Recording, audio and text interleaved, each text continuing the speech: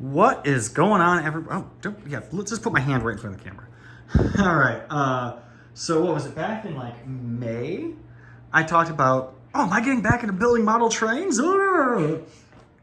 As I just got my, own place. And in the video, I had my old N-scale layout, which you may have seen years ago on one of my live streams. I had it set up going along here. I didn't have it like assembled. I just had the bench work there, and everything leveled, almost ready to be assembled. And obviously it's not there anymore. I kind of have a mess of stuff right now. Mostly just like all of my robot parts and some of my that's my portable live streaming setup and my RC car stuff. Let's talk about that. So the original plan that I was playing with was I had the layout set up from right about where this box is here, all the way over to where my shoes are. And it was an L shape, and that was cool. Problem is, this table had to sit right here, which meant the walkway between that corner and that table was very narrow. It was something like that, right? Made going in and out of my bedroom difficult. Like, I kept hitting myself on that. And I had that set up for about a week before I said, nope, I'm not keeping this here. I'm going to go put it somewhere else. So before we go check out where that's at, I do actually have a little bit of model train action going on here in my apartment. Look, I've got my old 2-rail, my old Atlas GP35. If you've ever watched any of my old YouTube videos from Chi-Town Union Station or even the Detroit Model Railroad Club, you'll recognize this locomotive as my primary workhorse whenever I go model railroading. The body popped off at some point. I just got to press it back down and put the screws back in. I think I took it off because I was trying to fix and light and just never put it back together. And the other little bit of model railroading action that we do have going on, if you watch any of my live streams, you know I've got a little tiny loop of N-scale tracks sitting here on my desk. That signal is currently unplugged, but does actually work, and that webcam lets you see what's going on. Let's head out to the garage. That door's not spring-loaded, but this one is. So right here in the garage, here is my old N-scale model railroad. Oh look, I have a searchlight signal. This is what I built in my apartment when I was living with my, where is it? There it is. With my one roommate, crummy guy, don't talk to him anymore. And I have it set up here. There is a gap right here because originally this was built with a 45-degree corner in the apartment. It was built up against the wall. It was freestanding, so there was no holes in the walls, but it was built with a 45-degree corner, which is that piece of wood right there, to fit a 45-degree corner in our apartment. Now, I put it here, and it's a nice straight line. I kind of like it here, but I'm also thinking about this fall, rearranging this whole side of my garage. That is just paper towel. I don't know why my mom bought me 2 big packages of paper towel, but she did. Rearranging this, so all of this stuff would go over here, and then this corner would fit right over there. And then this piece would go somewhere about where those red tote lids are at, and then I would have like a 6-foot new section of layout that I could build. I'm gonna zoom out a little bit. Oh yeah, let's do that.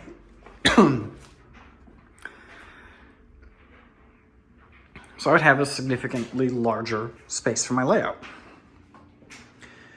There are several problems with this though.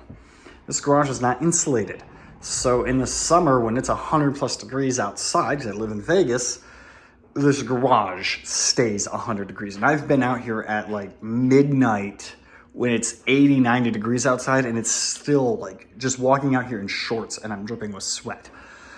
It's just too hot. I don't think I could build a layout out here and be comfortable working on a layout all year long. Maybe in like the fall and spring and maybe wintertime when it's a little cooler, but then it's like, what do I do for the other couple months of the summer? The other problem is, and I always had this problem with this layout, was to go from here to low enough to get under a bridge right here and low enough to be under the rest of the layout here. This grade was originally supposed to only be a 2%, but now it's like a 2.5, 3% grade through there. It's a little steeper than I would like, and it's a little tighter of a corner than I would like. So I'm not really happy with that corner. I haven't taken this whole thing apart and salvaged the track yet because,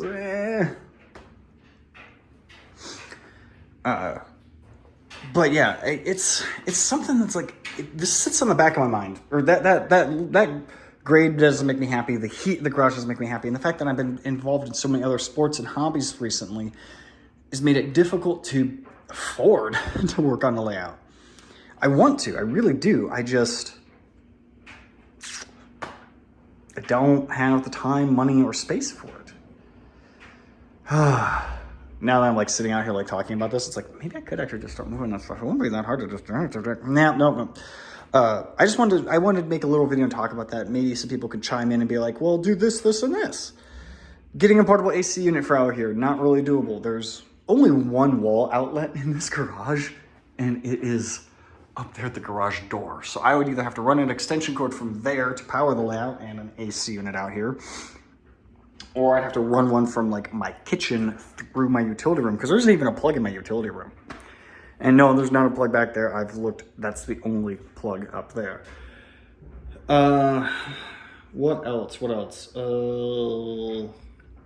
I did actually experiment for a couple weeks of leaving this door propped open and closing the other door to my kitchen, because there is an AC vent in my utility room, and letting the cool air blow out here, but it was just, it didn't do anything. So yeah, I just wanted to do a quick little video kind of getting some thoughts out there. This happens every couple months where I get the itch to build a layout again, to work on model trains. It sucks because there's like no good model railroad clubs, organizations here in Vegas. So it's like I don't get to scratch that itch unless I do it myself, and I don't want to. Oh well. I do have ideas though. If I were to take this and rearrange all this and build it over there, what I would do, it would definitely be live streamed. I would have to figure out a way to get my cameras and computers and stuff out here, but I could do it. One thing that would change, because this originally was going to go like this into that 45-degree corner, because this here was originally going to be attached here, and this is the yard lead. This would actually become an industrial track. I would put another switch here that would then become the yard lead, or somewhere further down on this longer stretch. Again, that would be over there. So this would be an industrial lead to something, and then the yard lead would be somewhere else, and I would redo this angle here or something, or maybe I'd have another switch here and have like an engine servicing facility on this middle module. But this side would basically stay the same. I still would have to flesh out this industrial area here and add an industrial area here. It'd just be a lot of work, and it costs money. And I've been getting so deep into RC cars, RC planes, combat robotics. I don't have the money for the model trains. But yeah. I'm just going to wrap it up there. Thanks for watching, guys. One more thing. I have an idea for a video project, taking a bunch of old video from my old model railroads, or model railroad clubs and stuff, and making like a long, like 2-hour long video. Or like just, I don't know how long it would be. Maybe an hour, maybe it's 2, maybe it's 4. I don't know. But just making a really, really long video of just all the video that I have collected from Detroit Model Railroad Club and Chi-Town Union Station, like 2 separate ones for each club, obviously. But collecting all of that and making one big, long, like feature-length film. If you guys would love to see that or like to see that, let me know in the comments. Also check the description where I live stream, and maybe I'll talk more about the model railroad on my live stream. I've also got my portable live streaming working on my motorcycle. Yay! But yeah, thanks for watching. Catch you guys all in the next one.